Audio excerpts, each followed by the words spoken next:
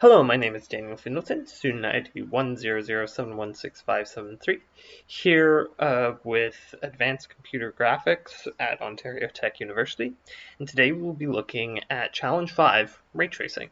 So for this challenge, we were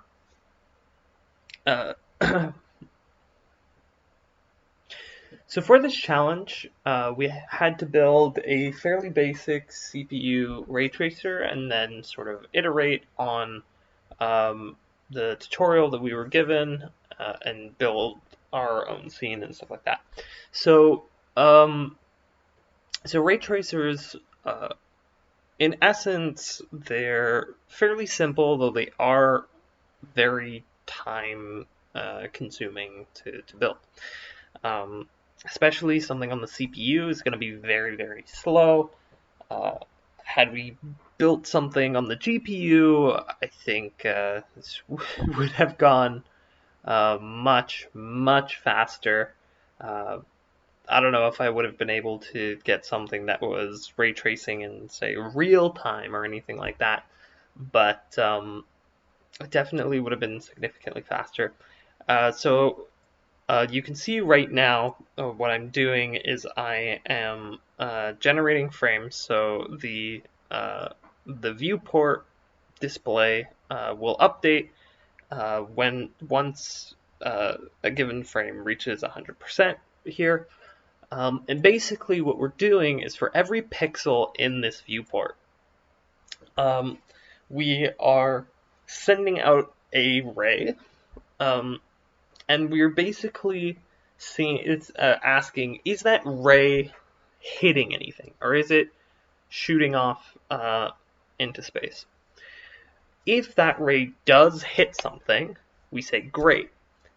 Return the color of that object, and then based off of the normals of the face that we hit, we'll do a random reflection of and cast a new ray and kind of pick up the next color, and by the end we'll combine all of the results into a single colored pixel, which we display.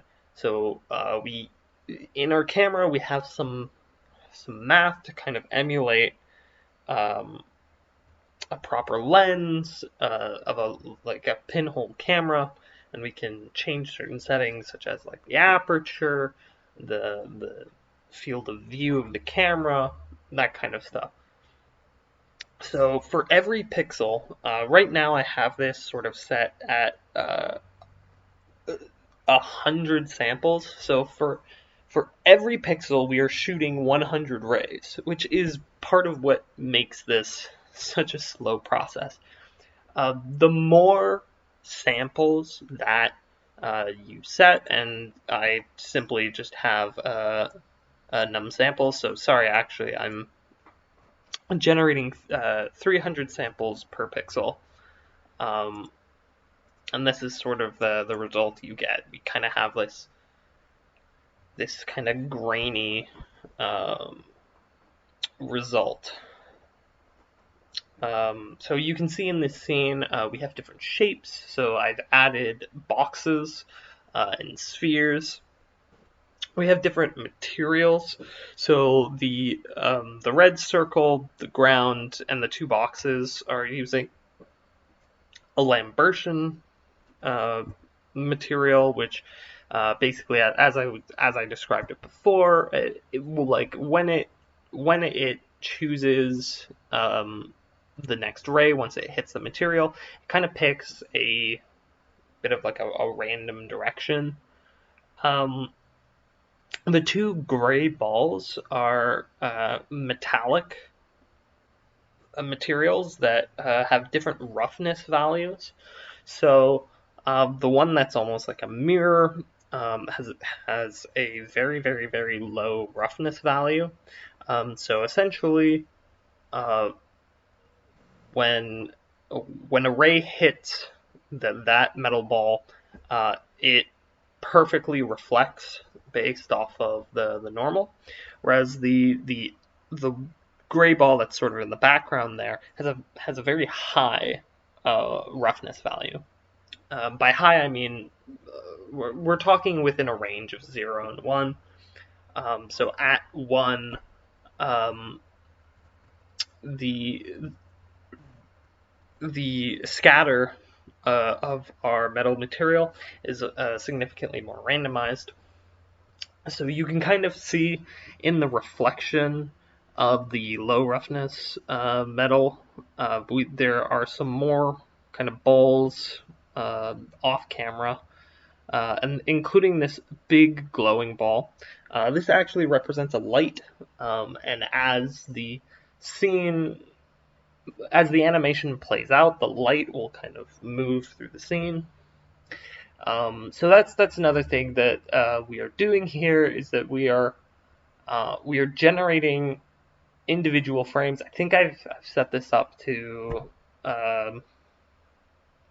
do about 4 second a 4-second looping animation. I'm basically I've already calculated the delta time. So for my FPS, which I've set this to 24 frames per second. So every second has 24 frames, and I've determined the sort of delta between frames by just doing a simple 1 over my frame rate. So every frame, I am adding that delta time to our current time, and I'm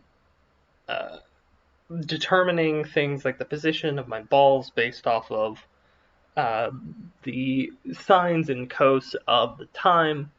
I can show you the math behind that is all around here. So this line is sort of like the center red ball, and you can see that its position on the y value is determined by a negative cos of time times and pi. So that's basically saying that it'll go up and down.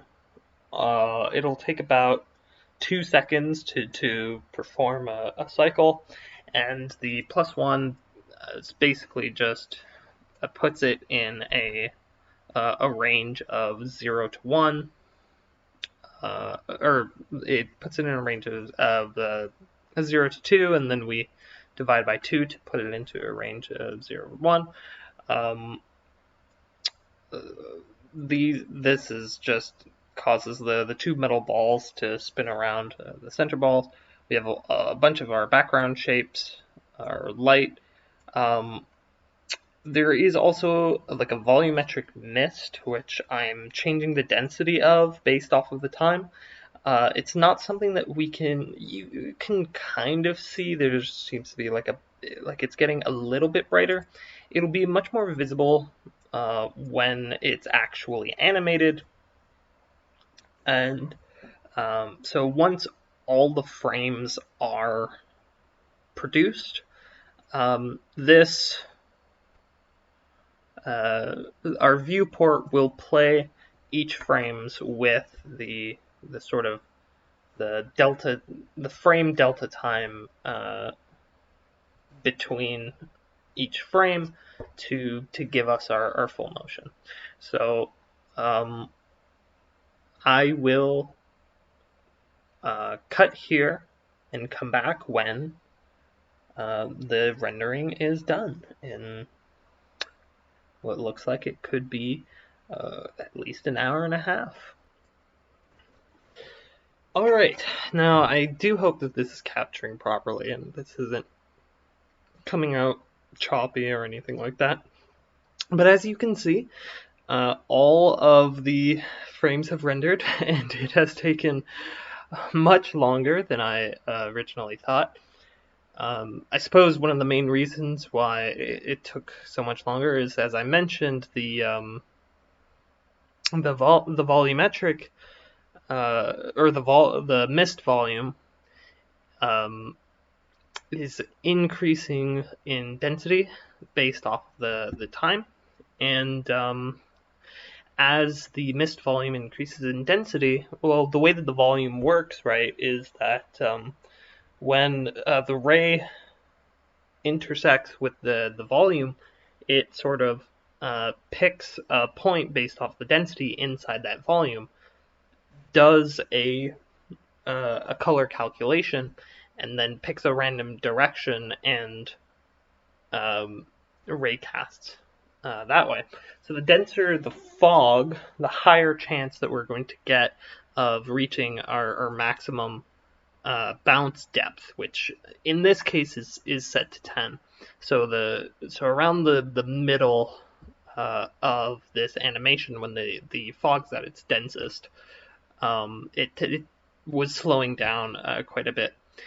But yeah, as you can see, you can follow the light source either on the red ball, or you can see it kind of moving in the background there. What I find is really interesting, and it's a little hard to see because it's only there for just like a split frame, but you can actually see on the bottom of the red ball the reflection of the light off of the shiny metal ball onto the red ball when the light is kind of opposite of the metal ball. So I thought that was a pretty cool result of the ray tracing. So yeah, so the fog kind of results in the video kind of becomes like this sort of blue haze. That is the result of that. You can see there is no collisions in this, so the red ball just sort of absorbs the cube. What I wanted to do originally was to define everything as sign distance functions and have kind of cool Boolean operations, but unfortunately I ran out of time for that. And so yeah, this is the result of the ray tracing assignment. I hope you have a good day.